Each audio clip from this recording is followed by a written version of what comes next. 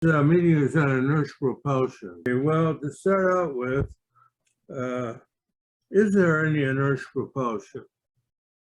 Well, I discussed that in some emails I sent, two of them, and Boeing has used it for years, inertial propulsion. Yeah. But there's two kinds of inertial propulsion. There's mechanical inertial propulsion, and there's also electromagnetic inertial propulsion. Electromagnetic inertial propulsion is not damned to perdition by the physics establishment because relativistic electrodynamics does not embrace Newton's third law of motion, which you need to prove conservation of momentum. So, for example, NASA has a small group led by David Brady in the Johnson Space Center in NASA, NASA. And they claim to have a electromagnetic inertial propulsion. And the physics elite doesn't come down on them hammer them, because, as I say, that could be because relativistic electrodynamics, which they all endorse, does not embrace Newton's third law. However, the last I heard, their effect was that they were measuring was very small, and someone claims it's due to heating. It's actually an apparatus effect.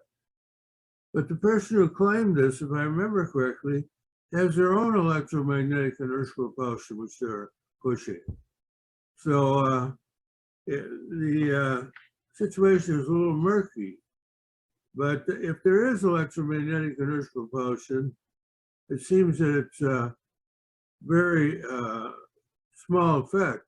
But since it's you can use solar power out in space to power electromagnetic inertial propulsion, you can run the thing at full speed all halfway to Mars, and the other halfway slow down, and you can still travel faster than you could in a rocket.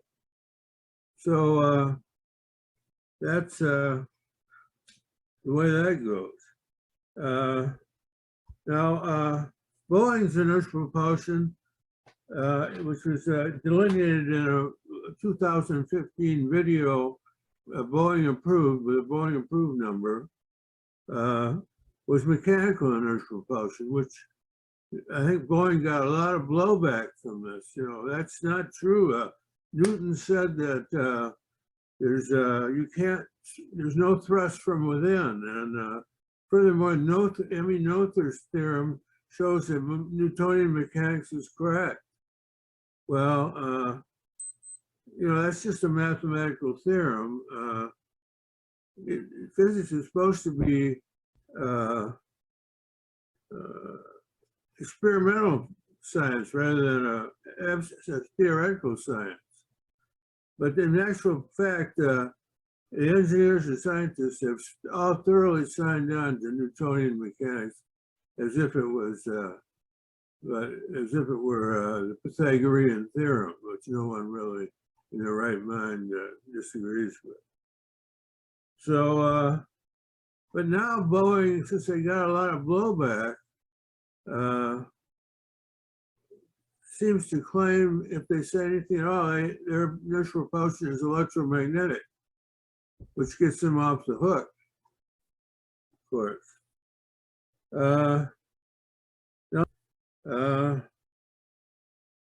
Then there's the Dean drive, or the original inertial propulsion.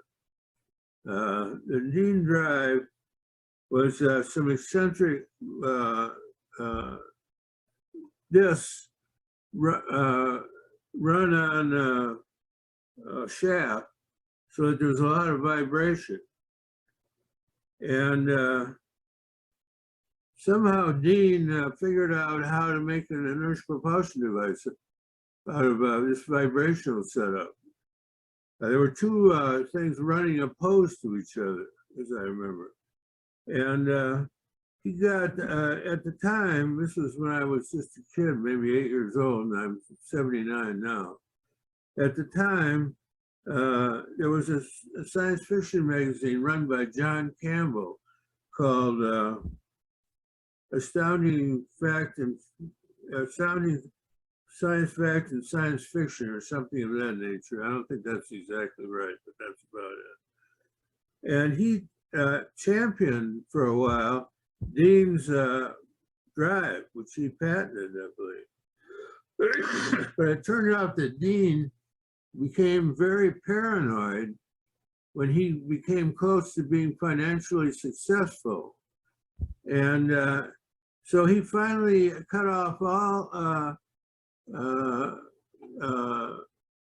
association with this magazine of John Campbell's, the Science Fiction and Fact magazine.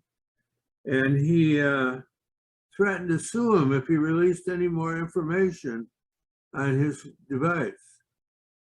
And so Campbell had nothing, Campbell was completely innocent. He was only trying to help him. But that was the end of that.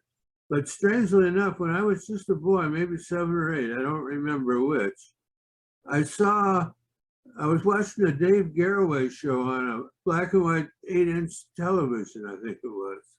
That was just when TV was getting started.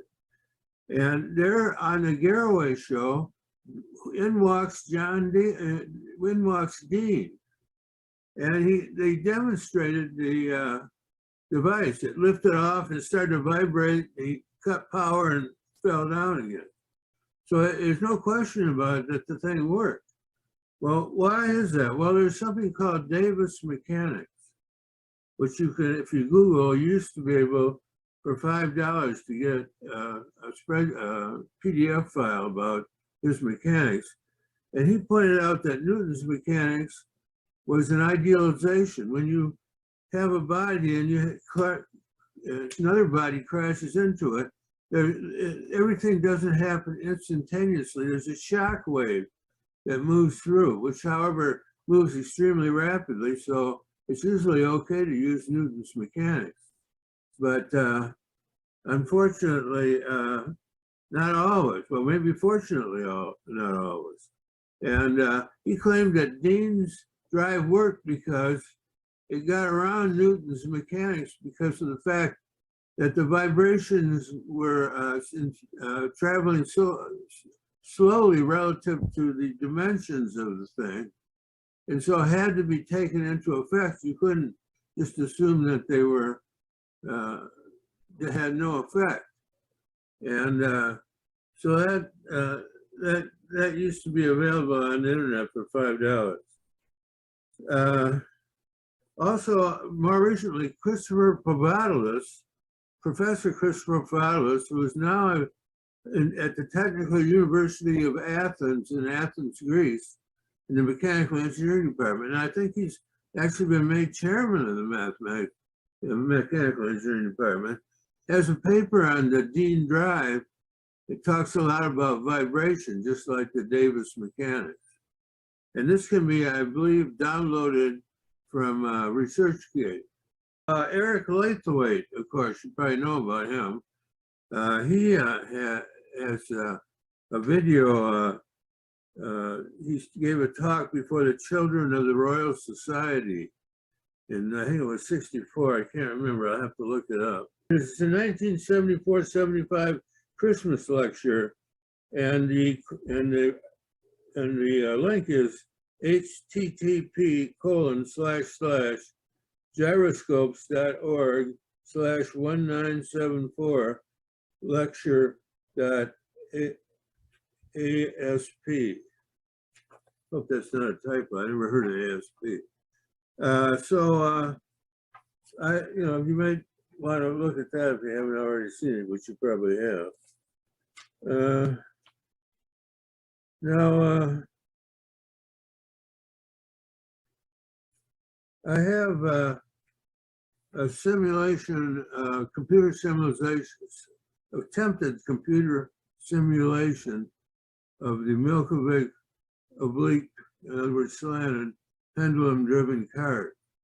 And I sent out, in my first email, I sent out a link to that video. What it does, the cart goes back and forth. It's on a level surface, flat, smooth. And the wheels don't slip on the surface, but they do roll on the surface. And the pendulum swings back and forth, and the centrifugal force pulls the cart forward, not forward. It travels sometimes a little backwards. And what's happening then is that angular momentum of swinging is traded for, is fed into linear momentum of the cart. It's kinetic, linear kinetic energy. So rotational kinetic energy is fed into linear rotational energy. And this is, I mean, if energy is conserved, this must mean that the more the cart moves, the less the pendulum can swing, because the total energy has to remain constant. And so that pretty much explains its behavior. I've simulated it. It's kind of tricky because the coordinate system is at the pivot point of the cart where the pendulum is attached to the cart. And so there's pivot friction, and then there's also rolling wheel friction. And the rolling wheel friction depends on the pivot friction, because the downward force on the cart that puts the wheels against the table or whatever it's on is affects the friction. You know, the more weight on the cart, the more friction you have from rolling, even though, well, let me just leave it at that. Now, in this simulation, I just used Newton's mechanics, but without any concept of energy whatsoever. And Newton's mechanics has separate conservation of angular on the surface, because we're looking for thrust from within. And so how can Newton's mechanics then, without energy, possibly simulate realistically a cart which is trading angular momentum for linear momentum? Now, a lot of people have their backs up at this point, and they say, well, angular momentum and linear momentum are of different dimensionality. And that's true, but Newton didn't use dimensional analysis. That was Fourier who invented that. And Newton, he had two types of mass, two types of momentum, I think it was, one or the other, and they had different dimensionality. He didn't go by dimensionality. But now Fourier's dimensional analysis is considered to be 100% correct. Anyone who doesn't know about that is a crank and a crackpot, or very ignorant at the very least. And so you're defeated at the beginning. You cannot simulate the Milkovich cart using just Newton's mechanics without energy. And simulation proves that. And we get some very strange results. Although there's two kinds of frictions, the motion never stops, and the cart velocity approaches infinity eventually. And you would think that with the friction in the picture, it would run down, but Newton's mechanics seems to be way off here. And I run this by a mechanical engineering professor at UC Berkeley, where I got my education. And he said, well, that just shows that you do need conservation of energy. You know, he wouldn't admit that there was something strange going on. And so you just don't get anywhere with these people. And you can't really blame them, because if they were to say the wrong thing, the department head might call them over to his office and tell them they were through. And if they say, wait, I've got tenure, you can't do that. They'll say, well, we've got a law school there at Berkeley, and you know, you got to hire your own lawyer, and we'll get our best lawyers, and we'll see who wins in court. You know, so that's the problem. And I don't know how much I should go over the simulation. It's technical, and maybe I should just wait and see if someone has read it and has some questions. Then I should address them. Now there's other simulations that I've done of the Milkovich card. One with, all these are on ResearchGate. One is with the concept of mechanical independence and mechanical dependence, an analogy with probabilistic independence and probabilistic dependence. The idea being that two events are probabilistically independent if their joint probability is the product of their individual probabilities. Otherwise, no, you know, you have to do a special argument to figure out the joint probability. And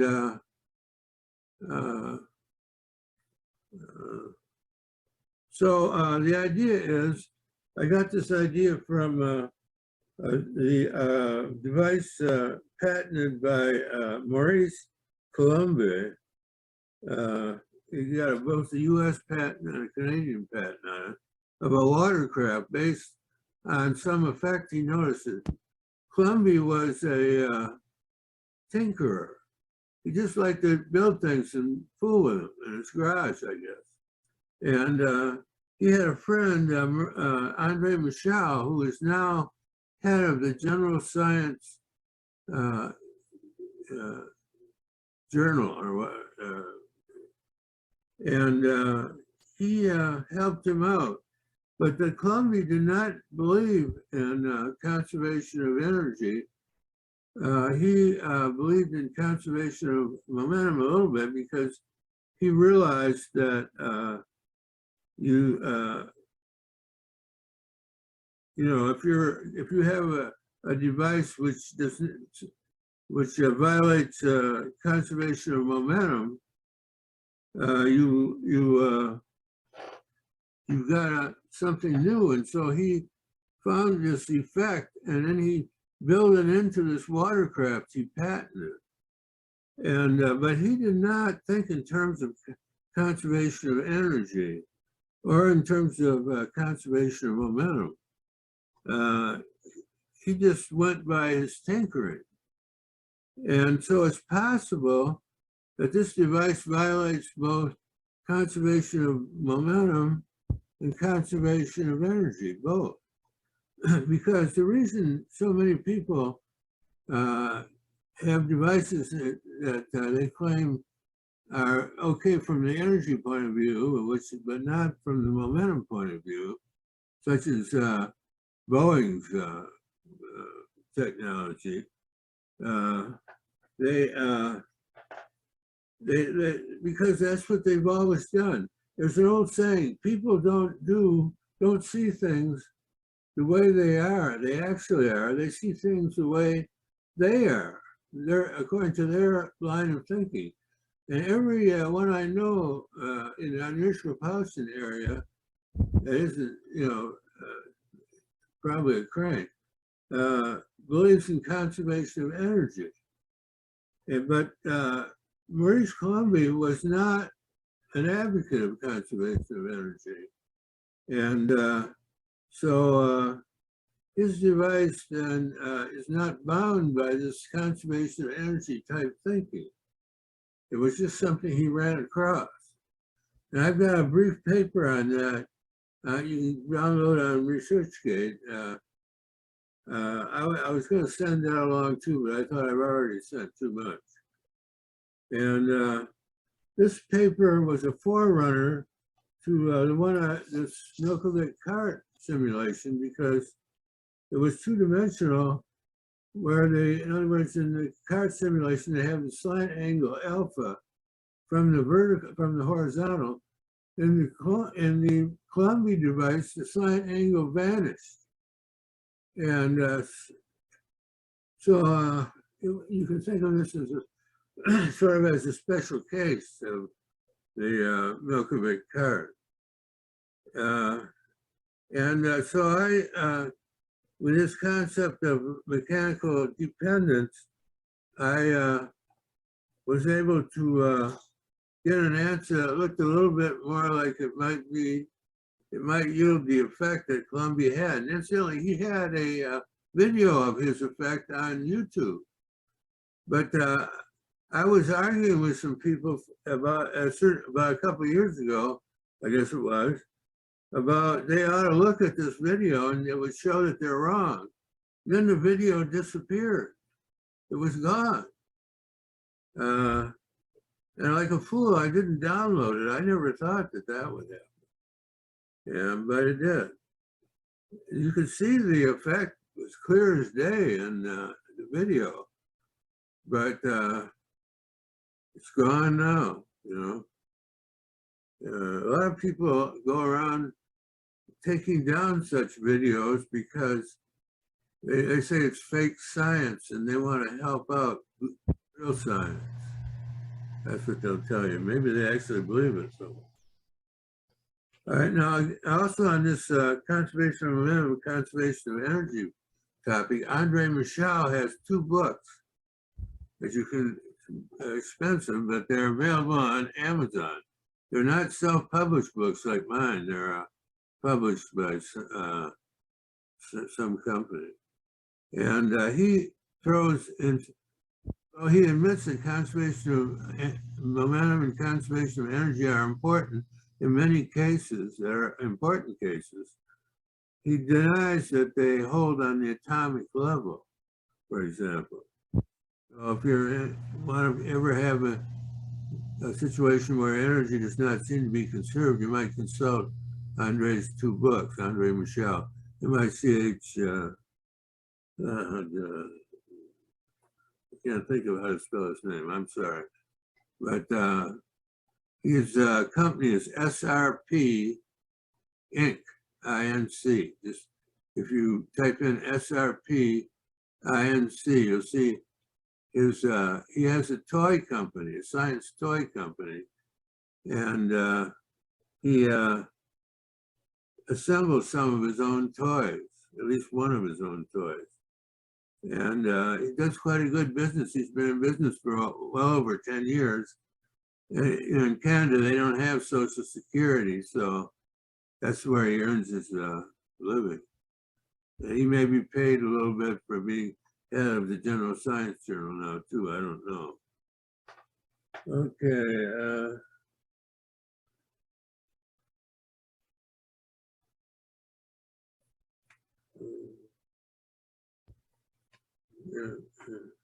Incidentally, I'm also in part of a program to, how much time we got left here? 4 minutes. I'm also into modeling electrons and protons and neutrons through classical electrodynamics. Well, it's pretty much classical, there's a few differences. And with Dave Bergman, who has now passed away from Parkinson's. And hopefully this will lead to a new mechanics based on electromagnetism. And we need a new quantum mechanics. It will lead to a new quantum mechanics and a new mechanics. We need it. Do we need a new quantum mechanics? I mean, we've got 50 megaton hydrogen bombs and so on. But the answer seems to be yes, because the Chinese government has announced recently that they have a supercomputer, a quantum computer, actually.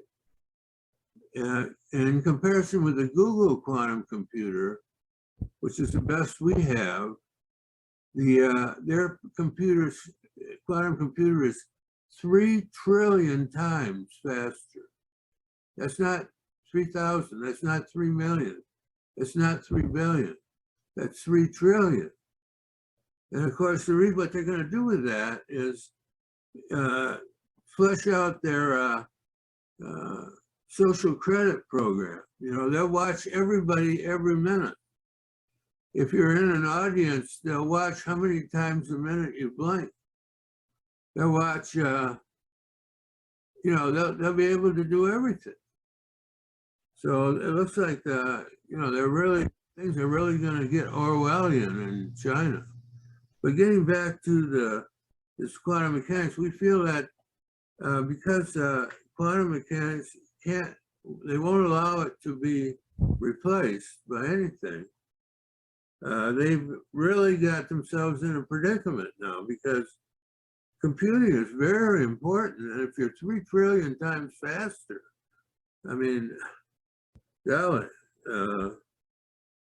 But, you know, that if you don't do things right according to what, and you have so many billion-dollar boondoggles like dark matter and gravity waves and stuff like that, and don't feed any money at all to people who are innovators, who are working on real projects with real results, then this is the sort of thing that happens. You know, they thought they could get away with it. Well, I think they're beginning to wonder about that now. I mean, 3 trillion times faster. And some people say, well, no, they're liars. But the communists know they have a credibility problem. I mean, their symbol is a hammer and sickle. Hammer meaning ruthless use of force, and sickle the lies that cut down from below. So they know they have a credibility problem. So how they solve it is they don't announce anything that they're going to do something until they have actually done it scientifically. And this holds true in Russia too. Bill Lucas was telling me that he went over there for a conference and they told him what they do is they do an experiment, and then if it turns out that it gives good results, then they apply for money to do the experiment. They're granted the money because they know darn well it's already worked. And so that way the people that grant money say we never miss, and the people who design the experiments and perform them can say to the Communist Party, we never miss either. You know, we're perfect.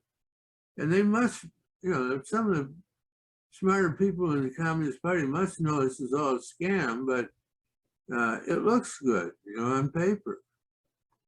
So, you know, and in my work, I've worked also on Newtonian mechanics, which is a new type of mechanics. And, you know, there's no support at all, of course. And are there any questions or comments? We might as well start right now.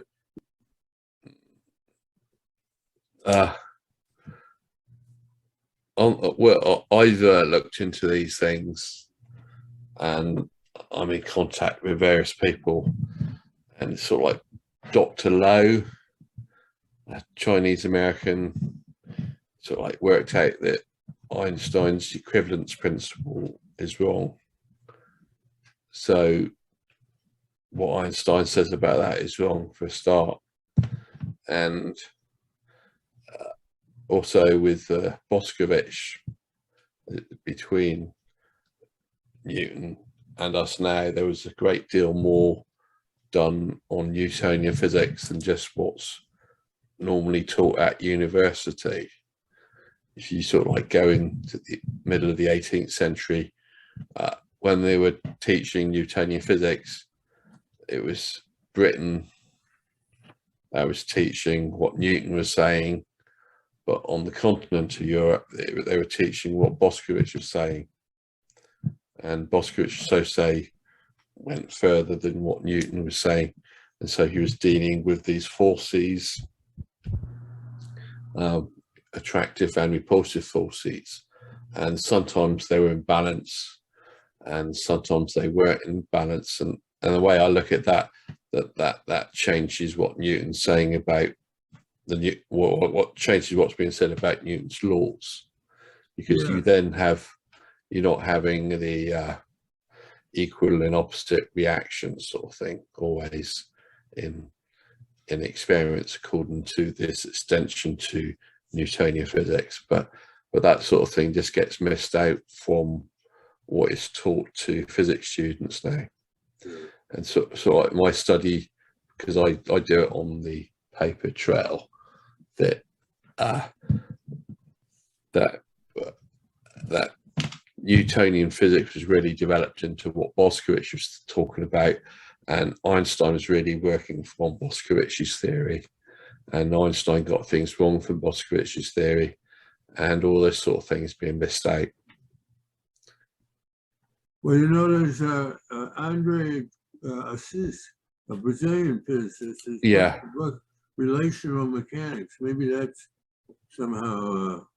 Yeah, he mentions Boskowitz as well, but what you got a problem is that English has now become the accepted language for talking physics. Yeah. And you had a lot of books in, say, the 18th century, which were in Latin. And then you had a lot of, when Germany took over for a time, you had a lot of books written in German, and sort of like a lot of those Latin books and those German books, they've not been translated into English. And sort of like what Einstein says is sort of like been taken as the new start for physics. You've got Newton, then miss out all the in between, and then taking it from Einstein. So there's a big gap between what physics, as what our modern physics is dealing with. Yes. I have a co-author of this book of mine, Dr. Jeremy Dunning-Davis, who taught in University of Hull. We used to email each other, and all of a sudden he stopped answering my emails. I thought maybe he died or something. Yeah. So I called him up on the phone. I happen to have his phone number. And he said, "No, I haven't gotten any emails from you lately. I was wondering what happened to you." So he tracked it down. It was University of Hull. He was using a University of Hull email address. And so they decided that they had to protect their good reputation. So they weren't sending him on to Germany. So he had to change his email address back to an old one, which was not a university address. They just